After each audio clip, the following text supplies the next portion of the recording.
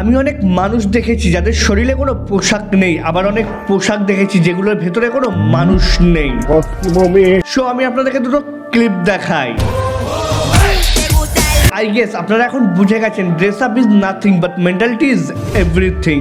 Disclaimer, এই ভিডিওতে কোনো প্রকার ধর্মের অজুহাত দেখানো হয়নি, কারোর ব্যক্তি স্বাধীনতাকে ছোট করা হয়নি এবং সরাসরি কাউকে অপমানও করা হয়নি। হোয়াটসঅ্যাপ দা ভাই, this is Akash, welcome to entertainment. আসসালামু আলাইকুম। আচ্ছা ঠিক আছে, সব বাদ। আপনাকে যদি এখন প্রশ্ন করা হয় মানুষ পোশাক কেন পরে, আপনি বলতে পারেন ফ্যাশনের জন্য, আপনি বলতে পারেন ফ্যান্টাসির জন্য, অথবা নিজের ব্যক্তিত্ব হাইলাইট করার জন্য।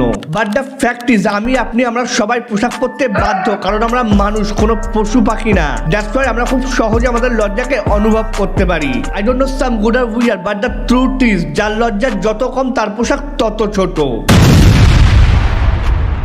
অ্যাজ ইউ নো, পশ্চিমবঙ্গে পোশাক নিয়ে কন্ট্রোভার্সি চলছে, আর এটা নিয়ে সোশ্যাল মিডিয়াতে ভালোই হাসি ঠাট্টা হচ্ছে। বিকজ অফ পোশাক নিয়ে ভারতবর্ষে এক একজনের এক এক রকম চুলকানি। চাকরি থাকবে না। অনেকের কাছে পোশাক মানে স্বাধীনতা, আবার অনেকের কাছে পোশাক মানে শৃঙ্খলা। অনেকের কাছে অনেক পোশাক পরা বারণ, আবার অনেকের কাছে পোশাক হলো ধর্ষণের কারণ। In my point of view আপনার সাথে ম্যাচ নাও করতে পারে, but in doesn't mean I am wrong. So please try to understand.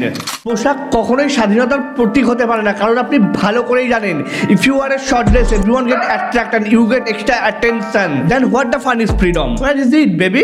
আপনার বাবা মা মানা করছে কারণ ওনারা চান না আপনার জন্য ওনাদের নাম খারাপ হোক। আপনার বয়ফ্রেন্ড বারণ করছে কারণ সে চায় না অন্য কেউ আপনাকে উপভোগ করুক। এখন আপনার যদি মনে হয় এমন বয়ফ্রেন্ড আমার লাগবে না, মামনি সুগার ড্যাডি তো 10 জনের সামনে আপনার সঙ্গে প্রেম করবে না। সত্য বলতে দোষ আপনারও না, দোষ ফ্যামিলিরও না, দোষটা বয়ফ্রেন্ডেরও না, দোষটা সমাজেরও না। অ্যাকচুয়ালি পেজটা তো উপরওয়ালা লাগিয়ে রাখছে, যেটার নাম দিয়েছি আমরা সিডিউস।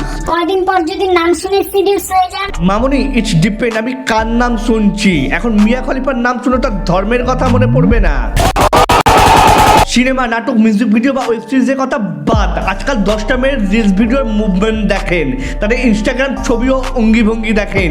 সিডিউস না হলে তো আপনি মানুষেরই বাচ্চা না, মানে এক একটা বস্তির চেয়েও অধম। অথচ সবগুলোর হাতে আইফোন 15 প্রো ম্যাক্স।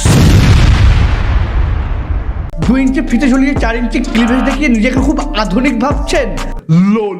আধুনিকতা মানেই অশ্লীলতা না, কেননা পোশাক হচ্ছে শৃঙ্খলার প্রতীক। আর্মি, পুলিশ, আইনজীবী, ডাক্তার, ইঞ্জিনিয়ার সব পেশায় সব জায়গায় পোশাকের গুরুত্ব অপরিসীম, কেননা পোশাকের জন্য ভদ্রতা ফুটে ওঠে, ব্যক্তিত্ব প্রকাশ পায়।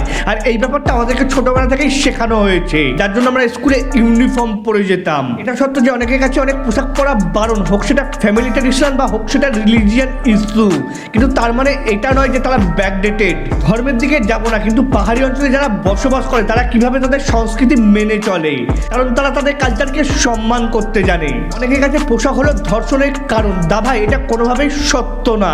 ধর্ষণের জন্য যদি পোশাক দায় হয় তাহলে তো খুনের জন্য পিস্তল দেয়।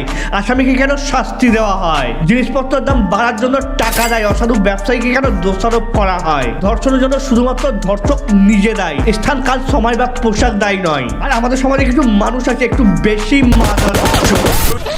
রাজধানী দিল্লি মানে ভারতবর্ষ না, ওয়েস্ট বেঙ্গল মানে ভারতবর্ষ না। 32,87,263 বর্গ কিলোমিটারে 28টি রাজ্য, 8টি কেন্দ্রশাসিত রাজ্যে বিভিন্ন ধরনের সংস্কৃতি আছে। আর এই 147 কোটি মানুষের মাঝে আপনি আরেকজনকে তার পোশাকের জন্য খ্যাত বলছেন? আরে বেটা, তুই খ্যাত। Now come to the point. Video শুরুতে আমি একটা ডিসক্লেমার দিয়েছি, রাইট? এই ভিডিওতে কোনো প্রকার ধর্মের অজুহাত দেখানো হয়নি, কারণ পৃথিবীর কোনো ধর্মই অশান্তিকে প্রশ্রয় দেয়নি। মানুষটা নিজের স্বার্থে অশান্তি তৈরি করেছে, কারণ ব্যক্তি স্বাধীনতাকে ছোট করা হয়নি, কারণ স্বাধীনতা মানে অশ্লীলতা না। You openly show your self in social media, trust me মামনি, this is not actual freedom. এবং সরাসরি কাউকে অপমানও করা হয়নি, কারণ আপনি আধুনিকতার নামে প্রতিনিয়ত নিজেকে নিজে অপমান করছেন। আপনি ভালো করেই জানেন if you school doing this sit then you are finished.